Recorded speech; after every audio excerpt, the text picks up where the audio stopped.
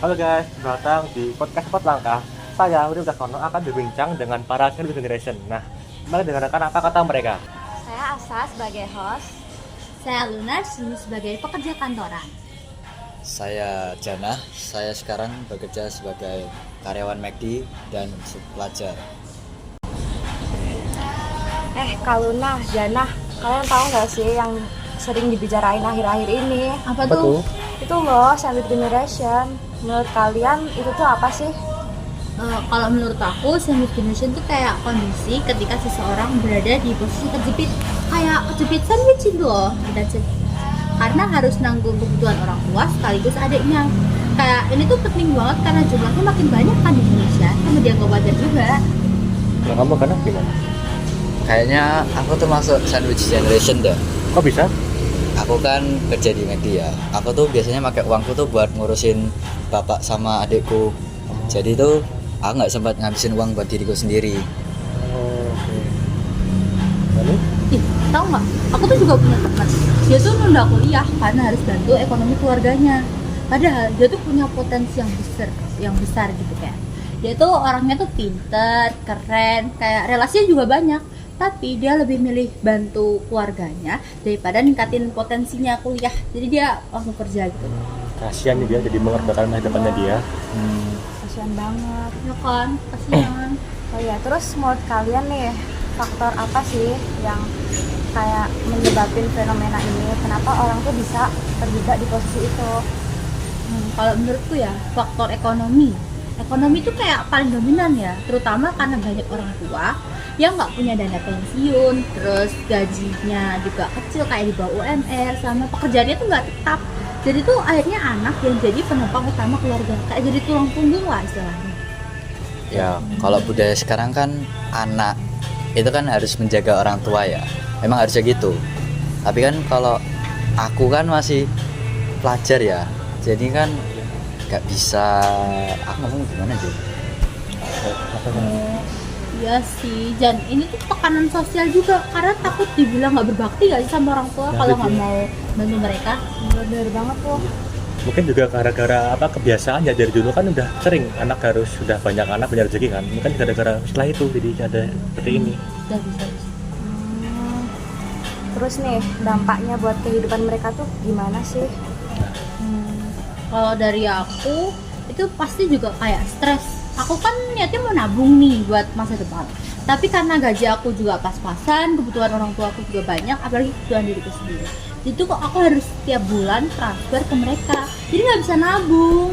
Padahal kan banyak mimpi yang pengen aku wujudin, kayak aku juga mau nikah, pengen kuliah, pengen punya rumah sendiri. Tapi jadi susah gitu. Kalau kamu kadang gimana menurutmu? Jujur sih, aku stres sih.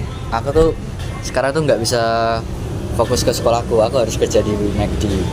Biasanya kayak 25 jam sehari lah gitu pokoknya. Jadi kan aku nggak bisa nyempat buat belajar. Uangku kebanyakan tuh dipakai buat keluargaku. Iya sih.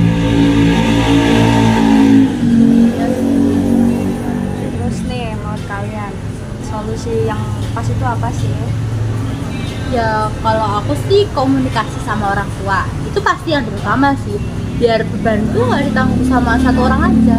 Kayak mereka tuh kita bisa ajak diskusi biar nggak cuma kita yang harus jadi menanggung beban mereka semua. Sama peran pemerintah juga kan ada tuh lewat jaminan sosial, dana pensiun, sama bantuan ekonomi yang merata buat pihak-pihak. Sama satu lagi, literasi keuangan. Nah, era digital sekarang kan banyak hal-hal baru tentang keuangan nih. Itu juga harus pinter-pinter di literasi digital. Kayak karena tuh ada kayak kripto, banyak lah banyak coba-coba kayak gitu. Kalau kalian, kamu pernah nggak sih kayak pengen nyoba kripto kayak gituan? Aku nyempat coba. Oh, gimana tuh? Terus gimana? Tapi aku lihat di TikTok ada kasus seorang penjual course tuh. Kos itu apa? Course tuh kayak jadi dia tuh jual guide buat menjadi sukses di kripto. Dia tuh terdakwa karena termasuk scamming pembelinya, salah satu pembelinya.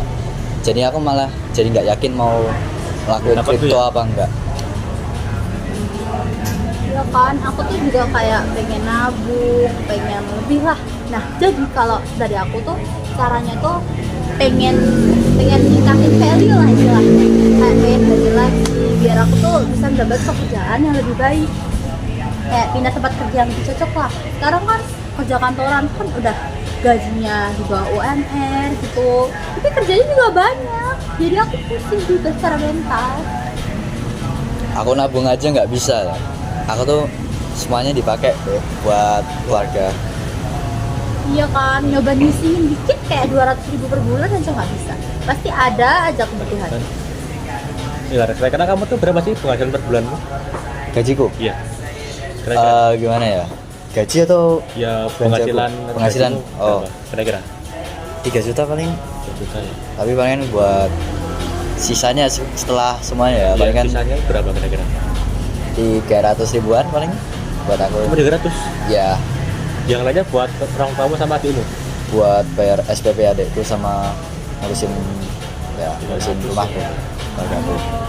Kamu pernah nyoba kerja sampingan nggak sih? Iya. Kan ada tuh kayak orang kuliah tapi dia punya banyak kerjaan kayak jadi barista atau Dari semacam. OB mungkin. Bagaimana menurutmu? Aku pengen nyoba sih. Jadi bisa Aku dulu sempat mau nyoba jadi kaki lima yang nasi goreng itu ya. Aku minta pinjaman dari bank tapi aku ditolak gara-gara kreditku kekecilan. Iya gitu sih ya. juga. Pemerintah sekarang udah mulai dapat dulu ya sama rakyat kecil kayak kita ini ya. Iya. Itu juga yang jadi penyebab banyaknya generasi kayak gini. Pemerintahnya juga harus bisa buka mata lah dengan kita seperti ini. Nah, terus menurut kalian bagaimana cara menyikapinya dengan hal-hal yang kayak gini? Cara menyikapinya gimana? Kayak cara mengatasinya? Ya aku nggak ada pilihan sih, aku harus lakuin aja. Kalau enggak ya keluargaku bakal mati kelaparan paling. Kalau Luna sendiri bagaimana? Kalau aku dulu tuh pengennya tuh punya mimpi yang banyak ya, yang besar gitu loh. Aku pengen kayak ningkatin pendidikan, tapi aku tuh pernah ya di tengah-tengah aku udah pengen jadi yang baik di kuliah gitu, tiba-tiba ada masalah ekonomi yang melanda keluargaku. Jadi mau nggak mau aku harus langsung cari kerja cepet lah. Kalau kita mau dapat kerja cepet kan otomatis kita juga harus menyesuaikan gajinya. Sedangkan gaji aku sebagai anak kantoran itu ya di bawah UMR kota kita lah saat ini, kayak cuma 3 juta aja. Kamu nggak nyoba itu apa? Nyoba pinjam di bank atau di mana gitu buat penambahan? Kalau dari keluarga aku itu nyoba nanemin kayak kita tuh jangan langsung pinjem gitu, kita pakai usaha kita benar-benar maksimal, jangan sampai pinjem ke bank atau ke orang lain dulu. Jadi harus berusaha sebisa mungkin biar nggak pinjem, karena kalau pinjem tuh tanggungan kita jadi lebih banyak kan. Ya juga sih. Kamu udah coba nggak sih cari kerjaan lain gitu biar buat nambah uang? Kemarin tuh aku tuh sempet ya menyari, tapi aku kan mikir awalnya kayak apa aku resign aja ya, terus aku cari pekerjaan lain. Tapi kalau aku resign, aku nggak punya pekerjaan tetap dong, dan aku harus tetap nyari pekerjaan lain. Nah sekarang aku mikirnya kayak aku tetap bertahan dulu di sini sambil nyari kerjaan lain. Siapa tahu nanti kalau nemu yang bagus aku bisa langsung pindah. Karena kerjaan saat ini nggak mungkin bisa disambi-sambi gitu, kayak kerjaan ini tuh udah bener-bener dari pagi jam 7 pagi sampai jam 8 malam, jadi aku nggak ada waktu lagi buat kerja sampingan. Mau ganti aja sekalian. Aku juga enggak sih.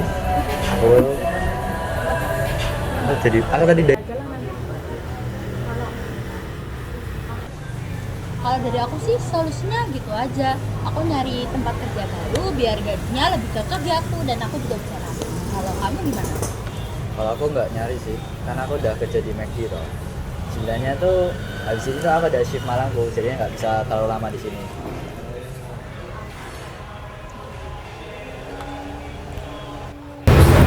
Oke, mungkin karena jalan harus di malam kita akhirnya sampai sini ya. Ya, terima kasih